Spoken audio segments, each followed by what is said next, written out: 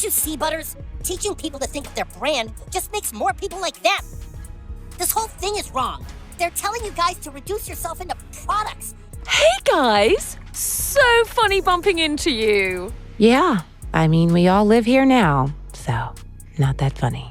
We're just performers instead of human beings. He's right.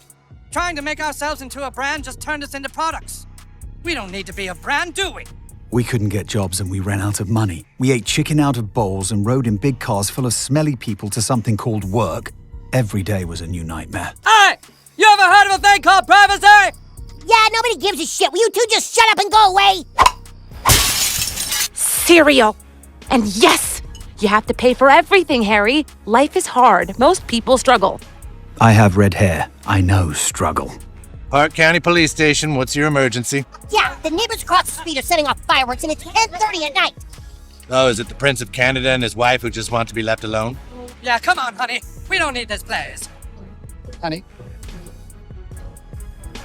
Oh my god, just when the drama from the first South Park leak was starting to cool off, bam! Fans were hit with a second, even juicier leak. Yes, really. This wasn't some blurry, maybe it's fan art situation. Nope, this time the animation frames were high-res, watermarked, and color-coded, so official it hurt. And they weren't just mean, they were savage, way more brutal than the first drop. These new images? Ouch. People weren't even arguing whether they were fake. No AI excuses, no, this is just parody. This was real and ruthless. How dare you, sir? My Instagram-loving wife has always wanted her privacy! Okay, brace yourself for this one. One of the most viral frames, Meghan, in full South Park cartoon glory, perched on a throne made of shattered wine bottles. Each bottle labeled with one of her failed ventures, like her infamous Pearl project, her Spotify flops, and yes, the bench. Yikes. She's got that fake influencer scroll in her lap, labeled Duchess of Influencing, of course, and her eyes replaced with pink dollar signs. She's yelling the word grace into a gold mic while bored villagers literally check their phones. Oof. And Harry? Oh honey, it gets worse. He's crouched in a therapy room holding a giant baby bottle that says validation, while a therapist scribbles under crisis of narrative. This isn't just satire anymore. This is straight up character assassination. And even the usual South Park haters had to admit this was something else. After demolition. What the hell? What'd he just say? He victimized me! It's because I'm an ethnic woman! He can't do that! I'll see. Wait, you're ethnic? This is an outrage! We'll just see how he deals with my blue... Fans lost it. Reddit blew up. One user nailed it. I was expecting a roast. I wasn't expecting annihilation. Within hours, these leaked frames were all over TikTok. Motion edits, dramatic violins, Oprah sound bites. It was cinematic chaos. Millions of views, tens of thousands of comments. And the worst part, these frames weren't even in the teaser, which means someone is leaking content from the inside. Yes, multiple insiders, not just one rogue animator, but multiple sources leaking on purpose. Fans on X started comparing watermarks from both drops, different origins. This wasn't a prank. This was a full-on sabotage from within. If it's truly what we want, then we really can get away from it all. No more magazines and Netflix shows. We really can live a normal life. Yes, I'm sure you agree, darling. By that night, the hashtag #sign Spoiled Sussex was trending, and the reactions absolutely wild. Influencers were stunned, amused, giddy. What started as a roast had become the cultural moment. And the part that truly stung for Meghan's team? The leaks proved everything they were desperately trying to downplay. This wasn't some one-off joke. South Park wasn't taking cheap shots, they were burning everything. From Meghan's rebrand to Harry's mental health messaging, even his post-royal identity. And get this, the episode hadn't even aired yet, but the damage already in motion. The panic, turning into full-blown desperation. Yeah, nobody gives a shit. Will you two just shut up and go away?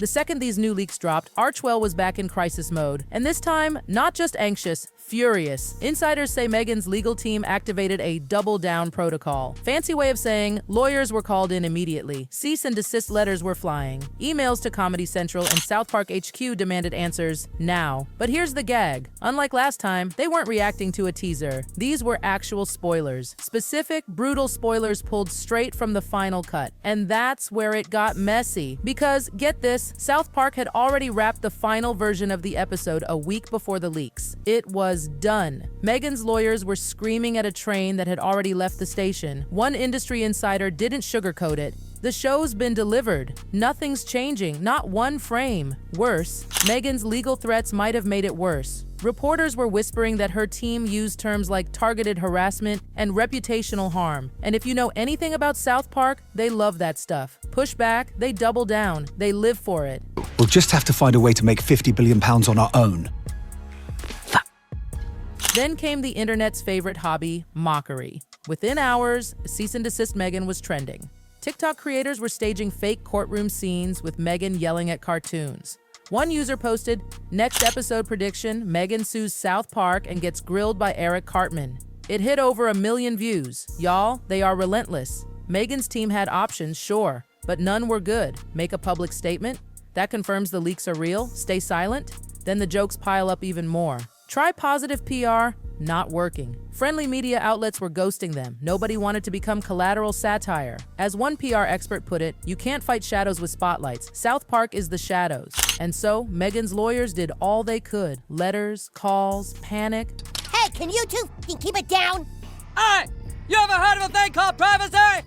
Behind the scenes, crisis managers were having a meltdown. This wasn't a simple PR nightmare. It was a cultural bombshell. Cease and desist? Useless, because more leaks were coming. Oh yes, this was just the beginning. By day 3, total chaos. The leaks spiraled into a meme war, and Meghan and Harry losing badly. TikTok exploded. Creators mashed up cartoon frames with Oprah clips, podcast bits, even Meghan's old Spotify voiceovers. Some started cutting fake trailers for the episode using the leaks and dramatic music. It wasn't just parody anymore. It was full-scale digital warfare. Jesus, what did they do to you? One of those parody trailers, cheekily titled "Still Spare the Sequel," racked up over 2 million views in less than 12 hours. Over on X, the hashtag #Spoiled Sussex was on fire. A Reddit inside joke had gone full viral. Meme pages were eating it up. One showed Meghan launching a perfume called Victim Number 5 while Harry held a sad little bag labeled Emergency Rebrand Kit. Even fan pages were turning on them. "I wanted to defend her," one former fan posted. But this is becoming parody proof. That post alone, nearly 100,000 likes. Instagram, no escape there either. What happened to your ring? I gave it to the working people. We're the working people. Lifestyle influencers were sipping rosé and cheeky reels, pretending to meditate through the chaos. Beauty vloggers joked Meghan's brand was now giving cartoon chaos in a vintage bottle. It was unstoppable. Meghan and Harry had no way to steer the narrative. The memes were moving faster than their PR team could even track. And here's the most brutal part. The original South Park episode started trending again. People were doing side-by-sides with the new leaks, and that's when it hit. This wasn't a one-time jab. This was a continuation. Meghan and Harry were now recurring characters, which in cartoon terms means they're not topical anymore. They're timeless, permanent, fixtures of satire. And for a couple obsessed with branding and image control, that's the ultimate loss. They weren't being mocked for what they did anymore, but for who they are. And the leaks weren't even done. There's more. Allegedly, even a full scene. How many more princes and his wives have to live in his nightmare? So while the memes exploded and Spoiled Sussex kept climbing, guess what Prince Harry was doing? Desperately dialing. Yep. Sources say he made a series of panicked calls from Montecito, trying to reach anyone who could help. Old royal contacts, Netflix buddies, media advisors, people who'd once had his back, and he wasn't looking for a PR stunt, he just wanted advice, a way to stop the spiral. But nobody answered. Not one. One source close to the palace said the silence wasn't shade, it was survival. Anything they say, they whispered, gets turned into headlines. No one wants to end up in a South Park joke, not again. Even a Netflix exec, someone Harry had a warm rapport with, ghosted him. Why? Everyone's spooked, an insider said. No one wants to get animated. Brutal. I'm sorry, I need a drink. And poor Harry, he took it hard. A source claims he told a friend, "It's like they've all disappeared. No one will help us anymore." The feeling of abandonment reportedly crushed him. He even floated the idea of releasing his own low-key blog post. Something honest, just to bring back a shred of dignity. But the second he mentioned it, his advisors shut it down. Hard. It'll make you look weak, they warned. Worse, it confirms everything's real. So Harry was stuck, left watching himself go viral in cartoon form, holding that giant baby bottle labeled validation. Even people who felt bad for him stayed silent, Not because they didn't care, but because they knew. Right now, any association with the Sussexes is a liability. No one wants to be the next South Park character. And so, Harry, once the bold royal rebel, is now alone in the dark, and insiders say the next scenes in the leaked storyboards, oh, they're gonna sting. Badly. Because the real damage, it's not just online, it's in boardrooms, on contracts, and in Slack threads at media companies everywhere. Black threads. Damn it, now the prince is playing polo on the lawn.